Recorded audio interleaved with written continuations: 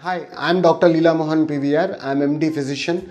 I practice in Motherhood and Columbia, Asia. I have my own center called as Paditham Healthcare, that is in HSR layout, Bangalore. So complications of diabetes. Complications of diabetes is always divided into two. One is macrovascular complications, microvascular complications. So what are macrovascular complications? So the macrovascular complications are nothing but related to the heart, all those things. So it can lead to heart attacks or certain things are called as macrovascular. So I'll discuss.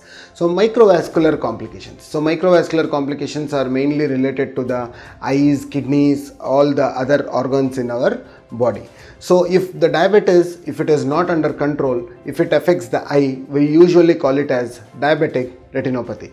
Diabetic retinopathy can easily be identified in individuals by the blurred vision. As the age progresses, they cannot see properly, they cannot read the newspaper properly, they cannot see the far things. All certain things are the symptoms which should arise. There is a complication, and these are mainly in the people who are suffering with the diabetes. So that is diabetic retinopathy. Diabetic nephropathy. What is diabetic nephropathy? Diabetic nephropathy is nothing but passing of more frequency of urine.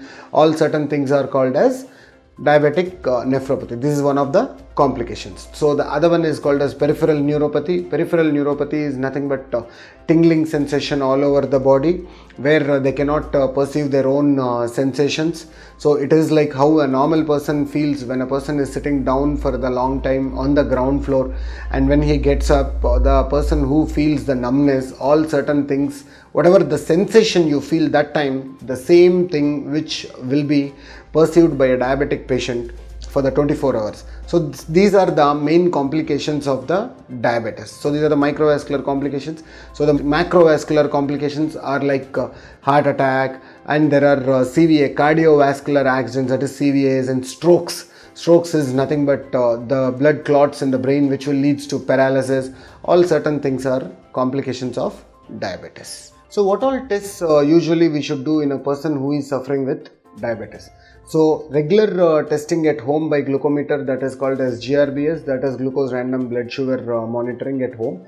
The device is easily available in each and every house. We can buy it for very lesser price, 800 to 900.